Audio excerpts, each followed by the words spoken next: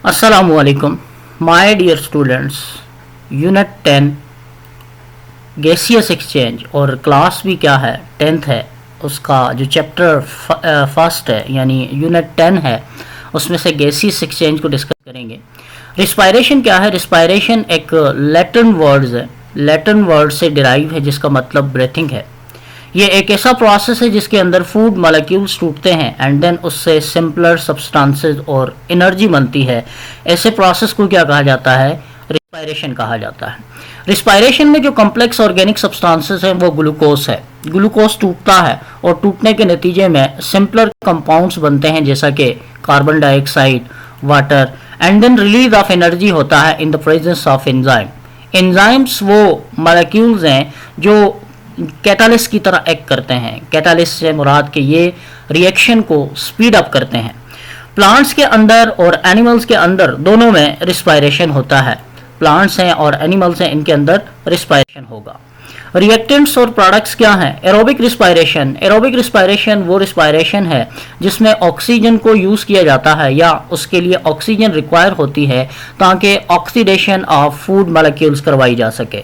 Oxidation of food molecules से मुराद के यहाँ पर ऑक्सीडेशन एक ऐसा प्रोसेस है जिसके अंदर लॉस ऑफ इलेक्ट्रॉन होता है और कार्बन डाइऑक्साइड रिलीज होती है ऐसा बाय प्रोडक्ट। इसकी इंपॉर्टेंस क्या है? ये एनर्जी बनाने का प्रोसेस है। जितनी ऑर्गेनिजम्स की नीड होगी उस हिसाब से एनर्जी बनाई जाएगी एंड देन वेस्ट प्रोडक्ट जो है वो कार्बन डाइऑक्साइड भी रिलीज किया जाएगा।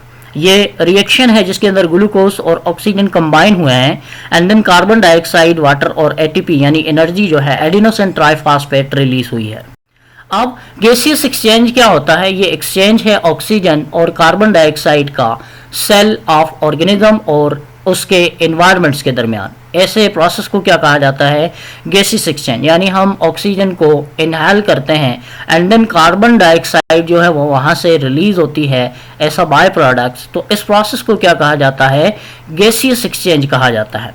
डाइफ्यूजन के प्रोसेस के जरिए होती है और डाइफ्यूजन एक ऐसा प्रोसेस है जिसके अंदर molecules higher concentration to lower concentration move करते हैं विदाउट सेमी परमिएबल मेम्ब्रेन। ऐसे प्रोसेस को क्या कहा जाता है? डाइफ्यूजन का प्रोसेस कहा जाता है। तो गैसियस एक्सचेंज किसके जरिए होगा? डाइफ्यूजन प्रोसेस के जरिए होगा। नाउ गैसियस एक्सचेंज प्लांट्स में कैसे होता है? प्लांट्स के अंदर गैसियस एक्सचेंज जो है फोटोसिंथेसिस के दौरान होता है और फोटोसिंथेसिस एक ऐसा प्रोसेस है जिसके अंदर ग्लूकोज बनाया जाता है एंड देन रिस्पायरेशन जो है करवाई जाती है स्टोमेटा के जरिए। स्टोमेटा जो है छोटे छोटे सुराख्स होते हैं प्लांट्स की बॉडी पर and then general body surface के जरिए जो है इनको एक्सचेंज करवाया जाता है। गैसियस एक्सचेंज एनिमल्स के अंदर ड्यूरिंग द रिस्पायरेशन जो है डिफरेंट तरह के ऑर्गन यूज किए जाते हैं जैसा कि लंग्स है and this is the picture of lungs. इसके बाद गिल्स हैं जैसे कि फिशेस के अंदर गिल्स जो हैं वो ऑर्गन हैं जो क्या करवाते हैं? गैसियस एक्सचेंज करवाते हैं एंड देन प्लांट्स की बॉडी के ऊपर स्टोमेटा होते हैं यानी छोटे छोटे पोर्स होते हैं जो कार्बन डाइऑक्साइड को इंटेक करते हैं एंड देन ऑक्सीजन को रिलीज करते हैं during the process of photosynthesis या जनरल बॉडी सरफेस के जरिए इनमें गैसियस एक्सचेंज करवाया जाता है। ब्रीथिंग। ब्रीथिंग एक ऐसा प्रोसेस है जिसमें इनहेलेशन और एक्सहेलेशन ऑफ एयर करवाया जाता है। इनटेक ऑफ ऑक्सीजन को हम क्या कहते हैं? ब्रीथिंग कहते हैं। इनहेलेशन के अंदर एयर यानी ऑक्सीजन को इनहेल किया जाता है। For example concentration of oxygen जो है वो हायर होती है एयर के अंदर देन ब्लड, सो ऑक्सीजन डाइफ्यूज कर जाएगी किसके अंदर? ब्लड के अंदर। एक्सहेलेशन एक ऐसा प्रोसेस है जिसके अंदर कार्बन डाइऑक्साइड को टेक आउट किया जाता है। ऐसे प्रोसेस को क्या कहा जाता है? Exhalation. For example concentration of carbon dioxide जो है हायर है ब्लड के अंदर, देन एयर में कार्बन डाइऑक्साइड कम है तो ये डाइफ्यूज कर जाएगी ब्लड से outside the body. Breathing organ plants के अंदर अलग हैं, स्टोमेटा और लेंटिसेल्स। लेंटिसेल्स जो होते हैं ये छोटे छोटे सुराख आपको नजर आ रहे हैं जो प्लांट्स की बॉडी पर होते हैं जो क्या करवाते हैं? गैसियस एक्सचेंज करवाते हैं या ब्रीथिंग करवाते हैं।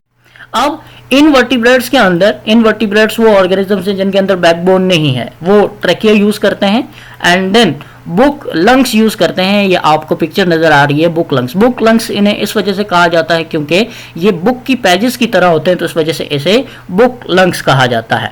अब मॉइस्ट स्किन जो है वो फॉर ब्रीथिंग यूज की जाती है। मॉइस्ट स्किन किसके अंदर?